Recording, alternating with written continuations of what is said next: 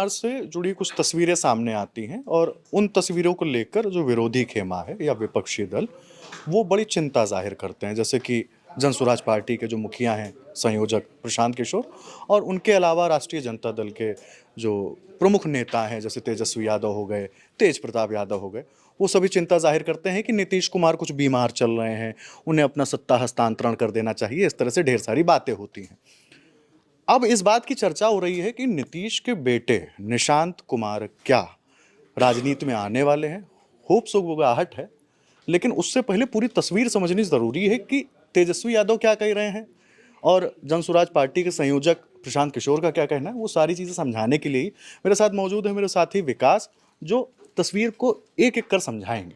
विकास, देखिए, इन सब जो आप बातें बता रहे थे, इनकी शुरुआत होती है हाजीपुर से। हाजीपुर में गए थे तेजस्वी यादव के कार्यक्रम में, और वहाँ पर ये बात उठाई उन्होंने, और उन्होंने कहा कि जो मुख्यमंत्री हैं बिहार के नीतीश कुमार, उनका स्वास्थ्य खराब रहता है।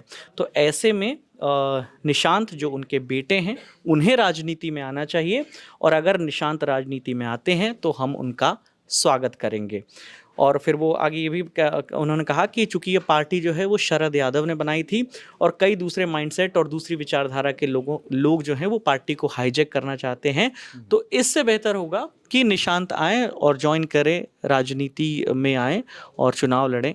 तो और तमाम उन्होंने बातें भी की, जिसमें ये सबसे प्रमुख बात है। जब ये बात सामने आई तो इसके बाद रिएक्शन लेने के लिए मीडिया के लोग निशांत के पास भी पहुँचे। वो दिल्ली में अपने एक पीएसओ है, उनके परिवार में कोई शादी थी, उसमें शामिल होने आए। जब दिल्ली से पटना पहुँचे, एयरपोर्ट के बाहर मीडिया के लोगों ने उनसे सवाल किया कि इस तरीके की बात हो रही है, क्या आप राजनीति में कदम रख रहे हैं।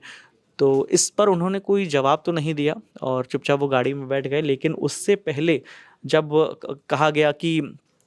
कहा जा रहा है कि आपके पिताजी नीतीश कुमार बीमार हैं, स्वास्थ्य सही नहीं रहता, उनको राजनीति से हट जाना चाहिए, आपको आना चाहिए, तो उन्होंने 2-3 बार कहा वो पूरी तरह से स्वस्थ हैं, और वो अगला जो चुनाव मतलब 2025 में जो बिहार में विधानसभा चुनाव होने हैं वो लड़ेंगे, और मैं चाहता हूं कि आप लोग उन्हें फिर से मुख्यमंत्री बनाएं। हाँ, बिहार में चुनाव है, पहले भी बोला हूँ, अभी भी कह रहा हूँ, सारी जनता से अनुरोध है कि फिर से एनडीए को सरकार में लाए, पिताजी को हो सके तो फिर से सीएम बनाएं, और पिताजी अपने विकास का क्रम जारी रखें।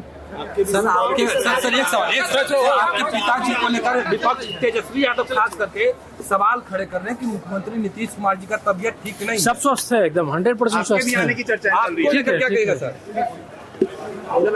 जनता से पहले भी अनुरोध किया है, फिर भी अनुरोध कर रहा हूँ, इतना अच्छा काम किया 19 सालों में उन्होंने, तो फिर से आप चुने बनता है। जब अगर उन्होंने काम किया तभी मांग रहे हैं, तो जनता के लिए इतना करते हैं तो जनता को भी सोचना चाहिए, फिर से लाए हैं, फिर से सरकार बनी और विकास का क्रम इसी तरह से बना रहे। आप चुनाव लड़ने की बात है सर, आप लड़िएगा। अब जो है वो ये समझ लेते हैं कि इन सब जो कमेंट्स आ रहे हैं उसके बीच तेज प्रताप यादव ने क्या कहा है।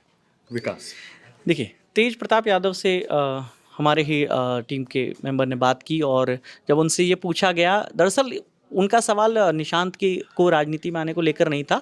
उनका ये कहना था कि क्या चुनाव से पहले नीतीश कुमार वापस आएंगे, और आएंगे तो क्या आप उनका स्वागत करेंगे। तो इस पर उन्होंने कहा कि उनका कोई भरोसा नहीं है, जैसा कि आप लोगों को पता ही है, वो कितनी बार इधर आए उधर आए, और उनके लिए जो एक शब्द इस्तेमाल होता है पलटू राम, उन्होंने कहा कि वो तो ऐसे हैं, तो हम क्यों उनका स्वागत करेंगे। तो उन्होंने मतलब इस संभावना को भी नकार दिया है। दिल्ली में सरकार बनी बीजेपी की, शपथ ग्रहण में बिहार के मुख्यमंत्री नीतीश कुमार नहीं गए थे, तो आपके एक विधायक ने कहा कि नीतीश कुमार जी जो है वो हमारे साथ आने वाले हैं, इसीलिए वहाँ पे नहीं गए। अब आएंगे कि नहीं आएंगे कोई नहीं जानता है, तो ये चीजें मैं नहीं बता सकता हूँ कि वो आएंगे कि नहीं। आपकी क्या इच्छा है 2025 का जो चुनाव है, आप क्या चाहेंगे? नीतीश कुमार अकेले मतलब बीजेपी के साथ चुनाव लड़े, या आप लोग के साथ आए तो आप लोग स्वागत करेंगे उनका? नहीं, हम काहे के लिए स्वागत करेंगे? कई एक बार उन्होंने धोखा देने का काम किया है। अब जो आदमी 1000 बार धोखा दे दे और फिर उसको आप सटाइएगा तो फिर पता नहीं फिर पलट जाए। क्या आपको लगता है कि नीतीश कुमार फिर से आएंगे और फिर से पलट जाएंगे? सर नहीं आने देंगे उनको, नीतीश कुमार जी को एंट्री बंद कर देंगे। बंद कर दीजिएगा। तो हम ये देखते रहे हैं अक्सर, कभी वो आरजेडी के साथ, कभी आरजेडी के खिलाफ, कभी बीजेपी के साथ, कभी बीजेपी के खिलाफ। तो और सबसे ज़्यादा बार एक ही टेन्योर में कई बार मुख्यमंत्री पद की उन्होंने शपथ भी ली है। तो इस वजह से उनको एक ये टैग मिला मीडिया की ओर से, उनके विपक्षियों की ओर से, कि वो पलटू राम हैं, हर बार पलट जाते हैं। लेकिन वो कह चुके प्रधानमंत्री नरेंद्र मोदी के सामने कि इस बार हम नहीं जाएंगे। रैली हो रही थी वहाँ, वो भी मौजूद थे और उन्होंने कहा कि गलती हो गई थी और इस बार नहीं जाएंगे। मतलब उनकी तरफ से तो ये है। लेकिन अब यहाँ पर जो 25 का जो विधानसभा चुनाव होगा बिहार का, वो देखना दिलचस्प होगा। क्यों? क्योंकि एनडीए गठबंधन में लड़ा जाएगा। जेडीयू और बीजेपी और जो बाकी सहयोगी दल हैं, एनडीए के घटक दल हैं, वो सब मिलकर साथ में चुनाव तो लड़ेंगे। लेकिन सीट शेयरिंग का फॉर्मूला क्या होगा? क्योंकि जो हमने महाराष्ट्र में देखा, जब फडणवीस डिप्टी सीएम बने थे, उस वक्त भी बीजेपी की सीटें ज़्यादा थी। अगर हम बात करें शिंदे गुट से जो उनके विधायक थे, संख्या ज़्यादा थी, लेकिन वो बने डिप्टी सीएम। लेकिन इस बार जब बीजेपी की ज़्यादा सीटें आईं तो डिप्टी सीएम बने शिंदे साहब और फडणवीस बने मुख्यमंत्री। तो वही कहा जा रहा है, जो राजनीति के जानकार हैं, बिहार की राजनीति को करीब से समझते हैं, उनका यही कहना है कि यही फॉर्मूला बिहार में भी लागू होगा। और अगर बीजेपी की सीटें ज़्यादा आती हैं तो यही फॉर्मूला होगा, बीजेपी का ही मुख्यमंत्री बनेगा। फिर नीतीश कुमार को क्या पद मिलता है, ये संभावना है। हालांकि दावा तो आरजेडी का भी है कि इस बार वो 25 में सरकार बनाएंगे, और दावा तो जनसुराज के मुखिया का भी है कि इस बार वो सरकार बनाएंगे। तो चुनावों का ऐलान होने दीजिए, सितंबर अक्टूबर तक चुनावों का ऐलान हो जाएगा और फिर देखते हैं किसके दावे में कितना दम है। और जो बीमार होने की बात है इन सब के बीच में, तो पिछले कुछ वक्त से करीब 6 महीने का हम दौर देखें तो बिहार के मुख्यमंत्री कई अलग अलग जगहों पर उनके कई ऐसे मोमेंट रहे जिसकी वजह से कहा जा रहा है कि वो बीमार हो गए हैं।